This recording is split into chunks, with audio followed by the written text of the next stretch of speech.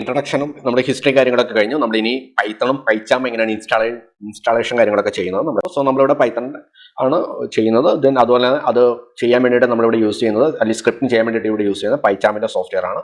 So അതെങ്ങനെയാണ് ആ രണ്ടെണ്ണം എങ്ങനെയാണ് ഇൻസ്റ്റാൾ ചെയ്യുന്നത് അങ്ങനെയുള്ള കാര്യങ്ങളൊക്കെയാണ് ഈ ഒരു സെക്ഷനകത്ത് വരുന്നത്. സോ നമുക്ക് ആ ഒരു സെക്ഷനിലേക്ക്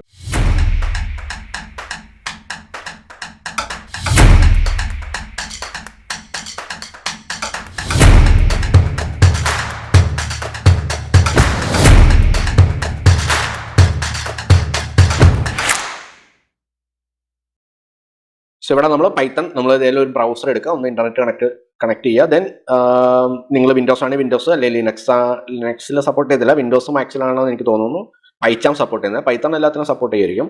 നിങ്ങൾ ഏതെങ്കിലും ഒരു വെബ് ബ്രൗസർ എടുക്കുക. ഞാനിവിടെ ക്രോമിന്റെ വെബ് ബ്രൗസർ എടുത്തിട്ട് ദെൻ ജസ്റ്റ് ടൈപ്പ് ചെയ്യുക, പൈത്തൺ ടൈപ്പ് ചെയ്യുക.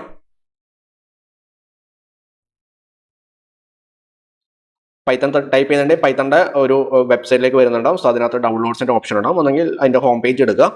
ഓക്കെ, ഇതിനകത്ത് ഡൗൺലോഡിന്റെ ഓപ്ഷൻ ഉണ്ടാവും, അല്ലെങ്കിൽ നമുക്ക് താഴത്തേക്ക് പോയി, ഇതാണ് പൈത്തണിന്റെ ഒഫീഷ്യൽ ആയിട്ടുള്ള വെബ്സൈറ്റ് ഓപ്ഷൻ എന്ന് പറയുന്നത്. ഇതിനകത്ത് ഡൗൺലോഡിന്റെ ഓപ്ഷൻ ഉണ്ട്. സോ നമുക്ക് ഇവിടെ ഓപ്പൺ സോഴ്സ് ആണ് പൈത്തൺ സ്ക്രിപ്റ്റ്, അല്ലെങ്കിൽ പൈത്തൺ ലാംഗ്വേജ് നമുക്ക് ഓപ്പൺ സോഴ്സ് ആയിട്ട് നമുക്ക് യൂസ് ചെയ്യാൻ പറ്റുന്നതാണ്. സോ അതുകൊണ്ട് തന്നെ നിങ്ങൾക്ക് ഫ്രീ ആയിട്ട് ഡൗൺലോഡ് ചെയ്ത് നമുക്ക് അതിനകത്ത് ഔട്ട്പുട്ടും കാര്യങ്ങളും അല്ലെങ്കിൽ പ്രൊഡക്റ്റും കാര്യങ്ങളൊക്കെ ഡെവലപ്പ് ചെയ്തെടുക്കാം. സോ ഇവിടെ ഡൗൺലോഡ്സിന്റെ ഓപ്ഷനിൽ ഒന്നെങ്കിൽ ഏറ്റവും പുതിയതായിട്ട് വന്നിരിക്കുന്ന ഇപ്പോൾ ഈ ഞാൻ ഡൗൺലോഡ് ചെയ്യുന്ന സമയത്ത് 3.1.11.4 ആണ്. സോ നിങ്ങൾ വീഡിയോ കാണുന്ന സമയത്ത് അല്ലെങ്കിൽ നിങ്ങൾ ഇൻസ്റ്റാൾ ചെയ്യുന്ന സമയത്ത് തന്നെ അത് വേർഷൻ ഡിഫറൻസ് ഉണ്ടാവും. ഒന്നെങ്കിൽ നിങ്ങൾക്ക് പുതിയ വേർഷൻസ് എടുക്കാം. നിങ്ങൾക്ക് പഴയ ഏതെങ്കിലും വേർഷൻസ് ഇൻസ്റ്റാൾ ചെയ്യണമെങ്കിൽ ഇവിടെ നോക്കിയിട്ടുണ്ടെങ്കിൽ സ്പെസിഫിക് വേർഷൻസ് കാര്യങ്ങൾ കിടക്കുന്നുണ്ട്. സോ അതിനകത്ത് പോയിട്ടുണ്ടെങ്കിൽ ഏറ്റവും അവസാനം വരെയുള്ള വേർഷൻസ് ഏതാണോ അത് വേണമെങ്കിൽ യൂസ് ചെയ്യാം. സോ ഇവിടെ നമുക്ക് 2 വേർഷൻസ് നമുക്ക് യൂസ് ചെയ്യാൻ പറ്റും. പക്ഷേ അതിനകത്ത് സപ്പോർട്ടും കാര്യങ്ങളൊന്നും അവൈലബിൾ അല്ല, അതിനകത്ത് അപ്ഡേറ്റും കാര്യങ്ങളൊന്നും അവൈലബിൾ ആയിരിക്കത്തില്ല. നമുക്ക് യൂസ് ചെയ്യാൻ പറ്റുന്ന 3.x വേർഷൻസ് ആണ് നമുക്ക് ഇപ്പോൾ സപ്പോർട്ടും കാര്യങ്ങളൊക്കെ കിട്ടുന്നത്, അല്ലെങ്കിൽ അതിനകത്ത് അപ്ഡേഷൻ കാര്യങ്ങളൊക്കെ വരുന്നത്. സോ 3.x വേർഷൻസ് ഡൗൺലോഡ് ചെയ്യുന്നതായിരിക്കും ഏറ്റവും ബെറ്റർ ആയിട്ടുള്ളത് ഓപ്ഷൻ എന്ന് പറയുന്നത്. ദെൻ നിങ്ങൾ നോക്കിയിട്ടുണ്ടെങ്കിൽ ഇവിടെ അവസാനം വരെയുള്ള വേർഷൻസ് കാണാൻ പറ്റും, അതിൻ്റെ ഡേറ്റ് കാണാൻ പറ്റും, ഡൗൺലോഡ് ചെയ്യാനുള്ള ഓപ്ഷൻ ഉണ്ട്. അതിനകത്ത് ക്ലിക്ക് ചെയ്തിട്ടുണ്ടെങ്കിൽ ഏത് വോയിസ് ആണോ അതിനനുസരിച്ച് ഡൗൺലോഡ് ചെയ്യാം. സോ ഞാനിവിടെ പുതിയ ഏറ്റവും ഒന്നെങ്കിൽ ഇവിടെ ഇവിടെ കിടക്കുന്നുണ്ടാവും പൈത്തൺ 3 ഏറ്റവും ലേറ്റസ്റ്റ് വേർഷൻ ഏതാണോ അത് കിടക്കുന്നുണ്ടാവും. സോ അതിനകത്ത് ക്ലിക്ക് ചെയ്തിട്ട് നിങ്ങൾക്ക് ഇൻസ്റ്റാളേഷൻ കാര്യങ്ങൾ ചെയ്യാം. സോ ഞാനിവിടെ ക്ലിക്ക് ചെയ്യുന്നു. ദെൻ ഏകദേശം ഒരു 41 MB ആണ് സംതിങ് വരുന്നത്. സോ അത് ഇൻസ്റ്റാൾ ചെയ്യുക.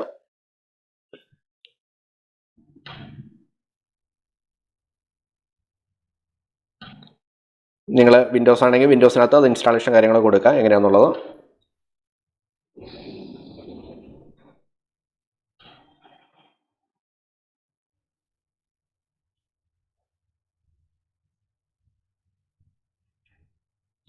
നിങ്ങൾ ഇൻസ്റ്റാൾ ചെയ്യുമ്പോൾ പാത്തിൻ്റെ ഓപ്ഷനൊക്കെ ചിലപ്പോൾ വിൻഡോസിൽ ചോദിക്കാൻ സാധ്യതയുണ്ട്. സോ അങ്ങനെ ഉണ്ടെങ്കിൽ നിങ്ങൾ അത് ഇൻസ്റ്റാൾ ചെയ്യാം.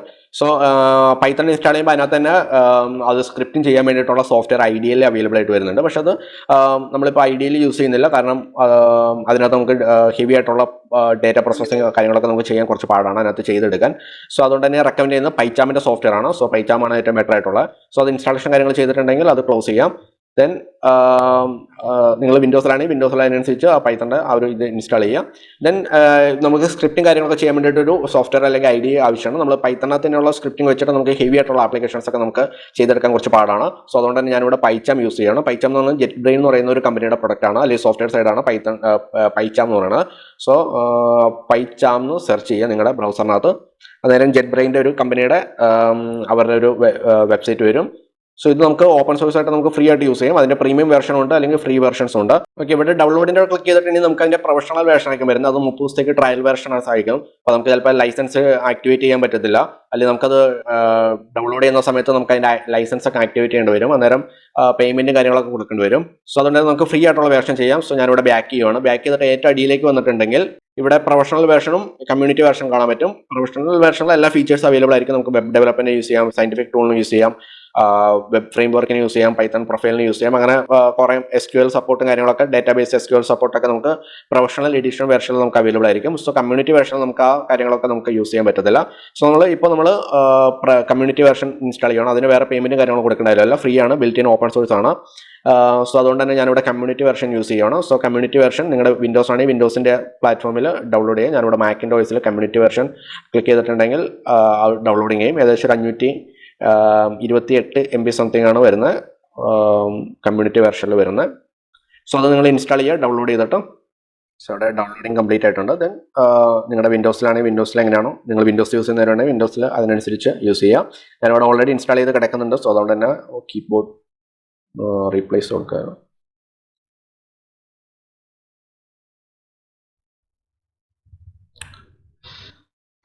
അത് ഇൻസ്റ്റാൾ ചെയ്യുക. അന്നേരം നിങ്ങളുടെ ഇത് അപ്ഡേറ്റ് ആയിട്ടുണ്ടാവും. സോ ഒന്നെങ്കിൽ നിങ്ങളിവിടെ വിൻഡോസിലാണെങ്കിൽ പാത്ത് ടു ബിൻ ഓപ്ഷൻ ഉണ്ടാവും, അത് നിങ്ങൾക്ക് വേണമെങ്കിൽ എനേബിൾ ചെയ്തിടാം. പക്ഷേ ഇതിലും കുഴപ്പമില്ല, സാധാരണ കാണുന്ന സ്റ്റെപ്പും കാര്യങ്ങളൊക്കെ എടുത്തിട്ട് ഇൻസ്റ്റാളേഷൻ കാര്യങ്ങൾ എടുത്താൽ മതി. സോ ദെൻ ഇൻസ്റ്റാൾ ചെയ്ത് കഴിഞ്ഞിട്ട് നിങ്ങൾ വേണമെങ്കിൽ PyCharm ഒന്ന് ഓപ്പൺ ചെയ്ത് നോക്കാം. സോ ഓൾറെഡി പൈത്തൺ ഇൻസ്റ്റാൾ ചെയ്തിട്ടുണ്ടായിരിക്കണം, എങ്കിലാണ് PyCharm നമുക്ക്